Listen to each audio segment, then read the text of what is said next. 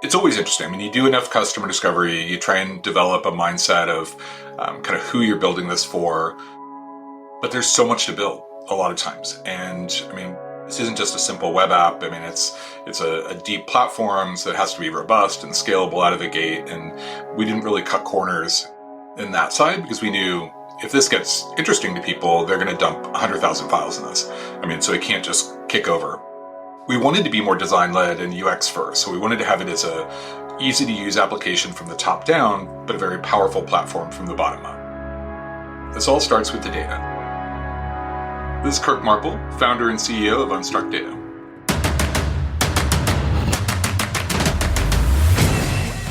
This is Code Story, the podcast bringing you interviews with tech visionaries who share in the critical moments of what it takes to change an industry and build and lead a team that has your back.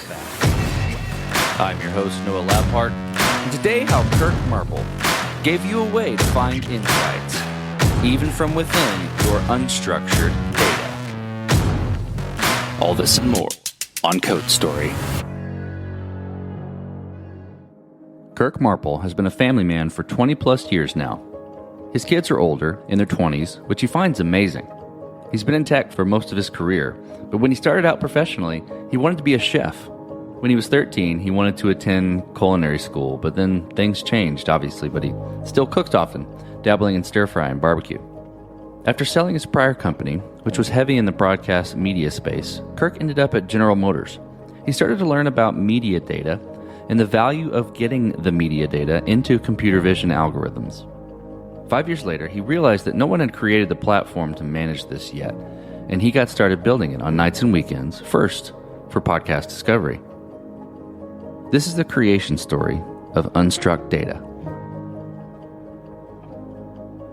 Basically, we call it an unstructured data platform. So there's the kind of term of a modern data stack for kind of SQL-based data that's out there today. And there's a lot of great companies, I mean, Fivetran and Snowflake and all these of just managing the kind of classic data warehouses and kind of classic SQL-based data. And this is really a parallel universe of all the other kind of data from video to audio to 3D, that we provide a data platform to let companies really make better use of that data, get business insights from it, and really, I mean, also make it valuable for running ML, machine learning, on that data as well. So it's a pretty big swing. I mean, we're going soup to nuts with all the way from the UI to a really powerful platform.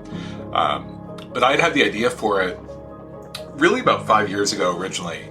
I had a previous company for about 10, 12 years in the media and entertainment space. So I was in broadcast video, sold to all the major broadcasters, and really learned a lot about scalable file processing and metadata management, and just, I mean, we bootstrapped it. And so it was, I mean, I really learned it from the ground up. But the end result was, I mean, the content, the video was for, I mean, Netflix and YouTube and things like that. And so it was for eyeballs. But about 5 years ago, I ended up at General Motors after selling my company and was starting to learn about all the other uses of this kind of media data, like 3D LiDAR data, video from the vehicles, things like that.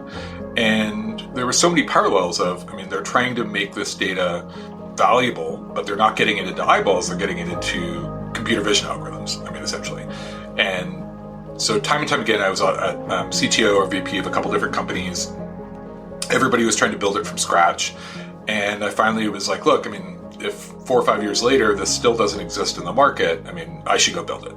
And so I started nights and weekends kind of I was actually working on a podcast discovery tool or platform that could kind of run ML and run things on the podcast and kind of create this knowledge graph from the data in the podcast. And that actually became the start of it. And it ended up being, I mean, we raised a seed round last year, about a year ago exactly, and got started as Unstructured Data. Well, tell me about the MVP. So that first product you built. Tell me, how long it took you to build and what sort of tools you used to bring it to life. I've always been a kind of Microsoft stack developer. At least, I mean, I started off, I mean, with C and C++ for years, but then have been a .NET guy for 20 years now. So that's kind of my go-to on the back end. I mean, C#. We ended up it had started out in .NET Framework and then ended up being .NET Core, ported over to that. But it's all Azure, cloud native. It's a serverless platform. Basically an event-driven serverless platform is how we built it. And so I had actually had sort of a prototype of this, I guess it really started about 3 years ago, and then was on Azure Cosmos DB with their Graph API. So I kind of taught myself graph databases, and it just really kind of came together as this really elegant platform that everything, events fire events, and we just have serverless functions to handle them, and it scales really nicely. And then we use a lot of managed services from Azure. So yeah, we've kind of for the MVP point, I'd had a good bit of the back end ready a year ago. And so I basically brought together a team of folks I'd worked with before. They were good front end, are great front end developers. And so basically was doing the back end, they were doing the front end, and it took about 6 months to get what we kind of call like a private preview. And that we started showing off in October of last year, of 2021. And that was the first time really we got public feedback on it. And definitely it was still very, very M in MVP. And there were some things that we realized that were really, we needed to do. And so that's why this Q1 of 2022, we've really been focused on adding some core new features that I think we had hoped it would be sort of more sellable, more viable in Q4, but we realized it was still a little light in some areas. And so we've been really heads down this quarter. So for that first version of your product, the MVP, you have to make certain decisions and trade-offs when you're building that first version, right, of what you're going to include and what you're not. So tell me about some of those decisions you had to make and how you coped with those decisions. It's always interesting. You do enough customer discovery, you try and develop a mindset of kind of who you're building this for, but there's so much to build a lot of times. And we're not, this isn't just a simple web app. It's a deep platform, so it has to be robust and scalable out of the gate. And we didn't really cut corners in that side, because we knew if this gets interesting to people, they're going to dump 100,000 files in this. So it can't just kick over. So I think we leaned into, a couple areas where we wanted to be more design-led and UX first. So we wanted to have it as a easy-to-use application from the top down, but a very powerful platform from the bottom up. So I think, there were things around machine learning that we wanted to do that we had to kind of push off. And we really focused just on, okay, this all starts with the data. Let's make sure that we're making it easy for people to put data into the system, either upload it, or we can essentially synchronize like cloud buckets into the back end. We can, get it visualized. We wanted to make sure that people could see all the data that they put in. So we licensed actually some viewers. We're a React front end, so we licensed things like a 3D viewer and I'm trying to think what else, an audio, like a tiled image viewer as well. It was an open source one. And so we leaned into whatever you put in, you should be able to see. And essentially we became a search engine for this data where they could put anything into it and you could search the graph that we created. The problem is, that doesn't really close the loop. It's, okay, that's cool. I can sort of search things, but what can I alert on things? Can I inject machine learning algorithms into this thing? And so there was really this foundation that we had to build before it really got interesting. And so the first 6 to 9 months were really about building that foundation, but it really wasn't a sellable product at that point. Like, we could talk about it and should show people, but it didn't give them the business value of where we're heading right now. This episode is sponsored by Vanta. You're a startup founder. Finding product market fit is probably your number one priority. But to land bigger customers, you also need security compliance. And obtaining your SOC 2 or ISO 27001 certification can open those big doors. But they take time and energy, pulling you away from building and shipping. And that's where Vanta comes in. Vanta is the all-in-one compliance solution helping startups like yours get audit ready and build a strong security foundation quickly and painlessly. How, you ask? Vanta automates the manual security tasks that slow you down, helping you streamline your audit. And the platform connects you with trusted VCSOs to build your program, auditors to get you through audits quickly, and a marketplace for essentials like pen testing. Join over 8,000 companies, including many Y Combinator and Techstars startups who trust Vanta. Simplify compliance and get $1,000 off at vanta.com/codestory. That's VANTA.com/codestory. This episode is sponsored by Kinsta. Between juggling client meetings, managing your website, and keeping up with everyday tasks, who has the time to stress out about website security? Well, with Kinsta, the technical stuff is taken care of, so you can focus on what you do best. Kinsta provides managed hosting for WordPress, offering lightning-fast load times, top-tier security, and unmatched human-only customer support. Whether you're a business owner, web developer, or running a digital agency, Kinsta makes managing your website easy and efficient. Kinsta provides enterprise-grade security, being one of the few hosting providers for WordPress with SOC 2 and other certifications, guaranteeing the highest level of security for your website. Thanks to their unlimited free expert-led migrations, Kinsta ensures a smooth transition for you from other hosting providers.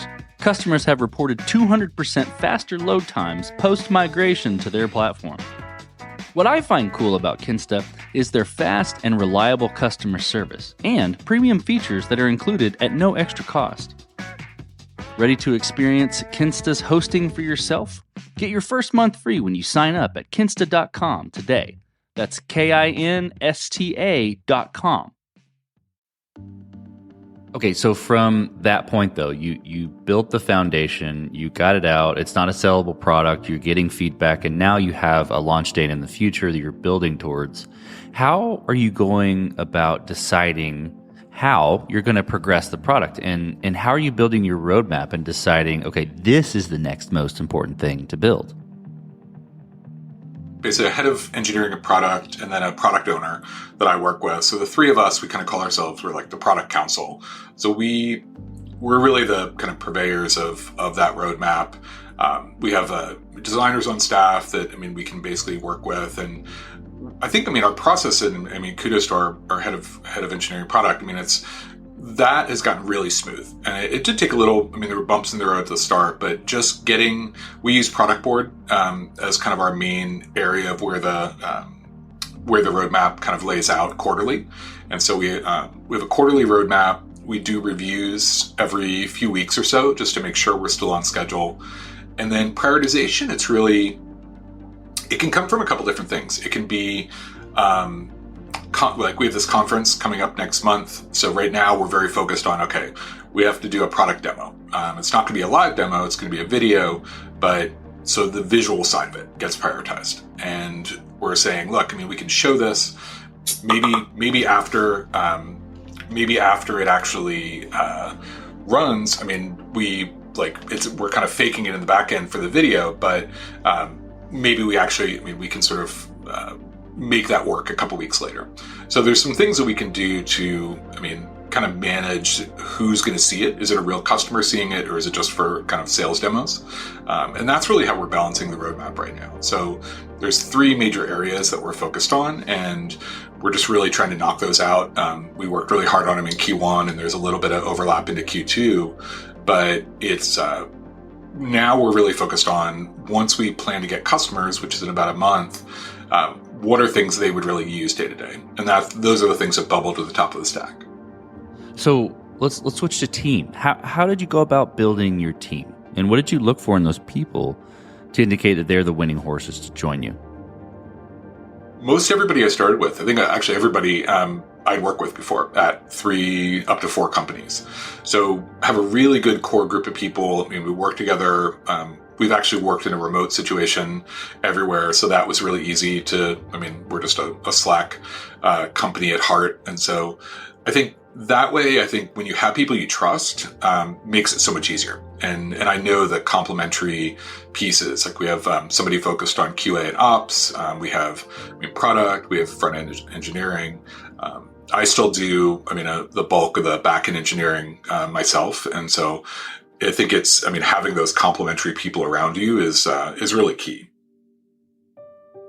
Let's flip to scalability. And it's still early days, but I'm curious, how you approach scalability and if you've built it, from day one to be scalable, or you're going to fight this as you grow. In the video transcoding world where my old company was, it was all on-prem. So I built, essentially it was, kind of like Spark, if you're familiar with that, like a sort of clustered grid computing system that would spread the load of the videos across a farm of servers. So we were gated in terms of scale. Like we needed to make best use of the servers we had, but we couldn't really scale past that unless they deployed physical hardware. And when I started thinking about this new product area, I knew that I wanted it to be cloud native. I knew I wanted it to be scalable. I had started out actually with Service Fabric, which was almost sort of Kubernetes-like. It's sort of more of a grid system, but it wasn't sort of infinitely scalable. And then I guess about 3 years ago, I started to think, look, I could really move all of this over to serverless and to Azure Functions and make it virtually infinitely scalable. I had already started with the event-driven architecture, and that was really at the heart of what I think has benefited us a lot. There's no true kind of single point of failure. We're using a managed database with Cosmos. So then that's already replicated. And so we figured as a small company, let's leverage the good things that are out there for scalability below us, like with the database. And then as long as we stay serverless, we can burst out, hugely. And so I think that was really some of the underpinnings of the architecture, and it's really served us well. So, if anything, we kind of overdid scalability from day one, just so we wouldn't have to deal with it downstream. So, Kirk, as you step out on the balcony and you look across all that you've built, what are you most proud of? I think at my last company, there was, we had PBS using our software in every PBS station around the country. And we haven't had that moment yet with this company. I think right now, with where we're at, I think it's a very elegant architecture.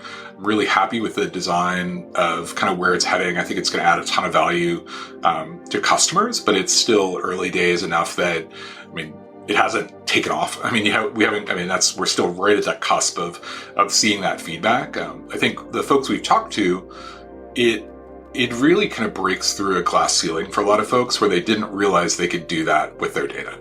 And the ability to, kind of auto tag things visually and say, hey, find me this vehicle in all of my images without having to write code. Those kind of no-code auto ML solutions, I think, are pretty mind-blowing. And I think once we get those really refined, I think that's probably going to be the one area that, we could sort of democratize the machine learning and this type of data for a new class of users. So that's really the thing I'm looking forward to the most. We haven't achieved it fully yet, but I think that's going to be one of those areas that we start to see that we can make an impact.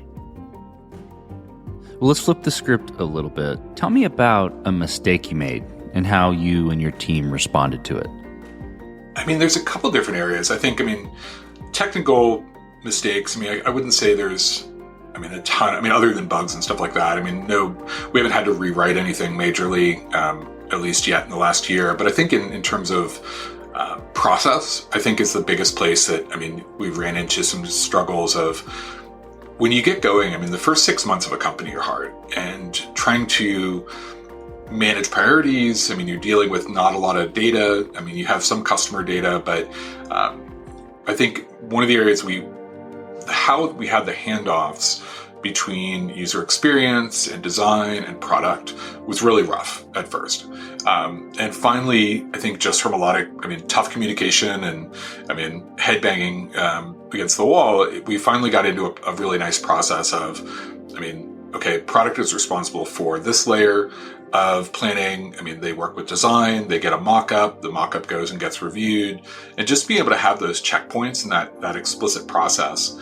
And at the end of the day, it doesn't maybe look that different from the outside, but functionally, it's just, we've greased the wheels so much now that everybody knows their role, everybody knows when to say yes or no, if they like it or not, everybody knows to shut up, especially, which is more about me. But I think a lot of times it was never clear, okay, when should I give feedback? When have we said okay? When is it still in process? And I think that was a multiplier effect for all of our development. And so now we're not like redoing things, and we were not pulling people off features and putting them on different features. So that product process, I think, that was the biggest sort of wall we hit that we had to kind of get through. But the last kind of following 6 months of the year, we're way smoother, and it's been great to see. Okay, so I know you've got a big release coming up, but even go beyond that. What does the future look like for the product and for your team? It's a pretty big swing. And I look at, the companies out there like Snowflake, Databricks, these kind of huge data platforms.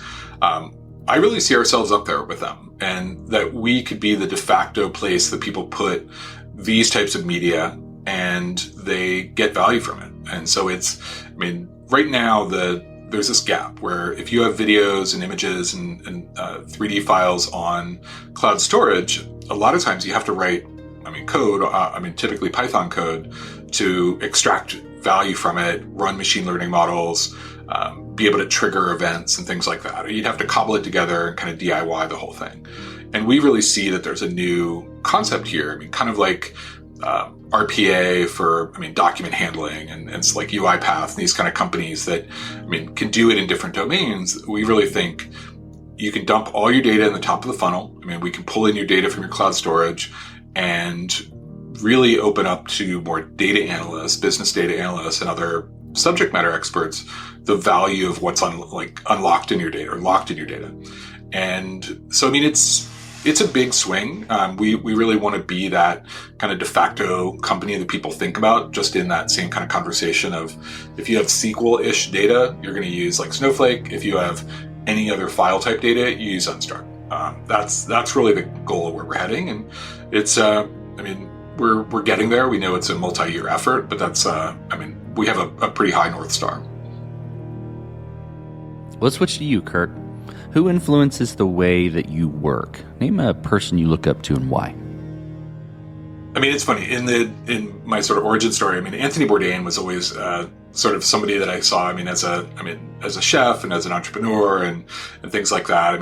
Sadly he's gone now, but I think in terms of, I always loved watching the restaurant shows where there's like a single chef that is trying to make the business happen. And I always saw so many parallels between that sort of starting story of building restaurants and starting companies. And so for some, I think in a software world, there's so many great entrepreneurs. It's too many to name almost, but I think that's where, really I always kind of look at parallels and patterns more than specific people. And I think, learning from that struggle of, there's never enough time, there's never enough resources, but making something out of it and making something beautiful at the end of the day, I think I try and follow that kind of path.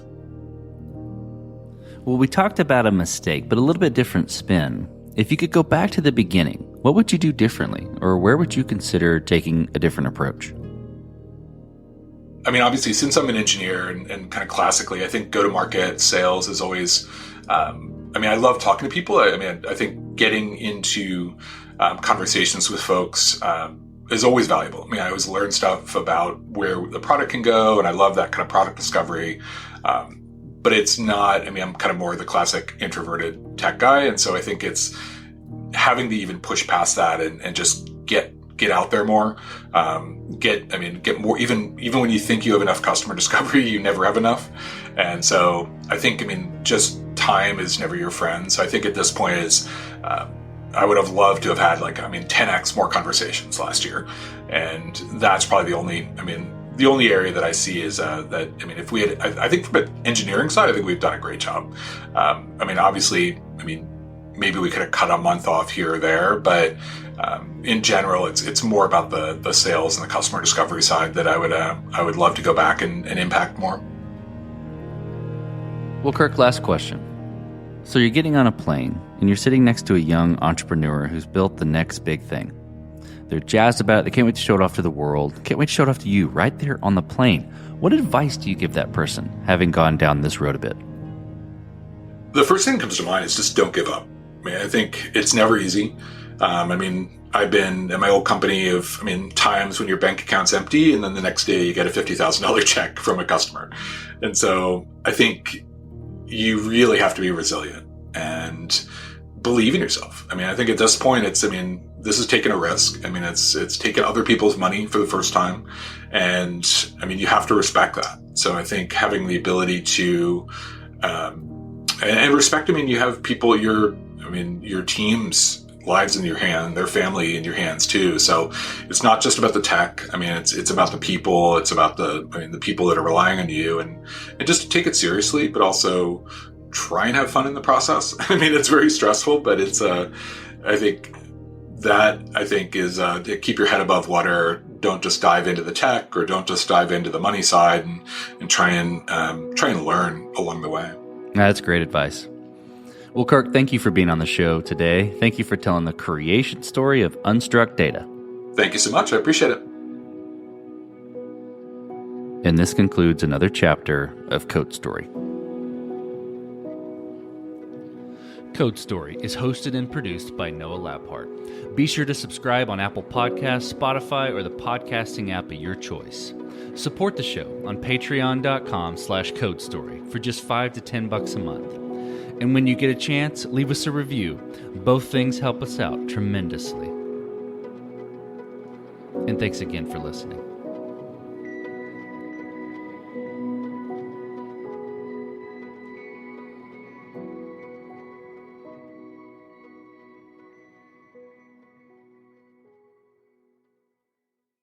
No offense, but your brain is a terrible place to keep your big idea. It belongs in the world, but you know that already. You have a calling, a voice that says, this is what I'm meant to do. Create the website your big idea deserves with Wix. Make it your own with top-to-bottom customization, AI to help realize your vision, and built-in business tools to turn your daydream into your dream job. Wix supports every stage of the business journey except one. Your decision to begin. Ready? Go to Wix.com. Now Taxes is 100% free when you file in the TurboTax app if you didn't file with us last year. Oh, yeah? Yeah, just do your own taxes in the app by 2/18. What if I have lots of forms? All good, all 100% free. What if I had 3 jobs? Still 100% free. What if I once saw Bigfoot? That has nothing to do with taxes, so still 100% free. Now that's what I'm talking about. Now this is Taxes. See if you qualify in the TurboTax app. Excludes TurboTax Live, must start and file in app by 2/18.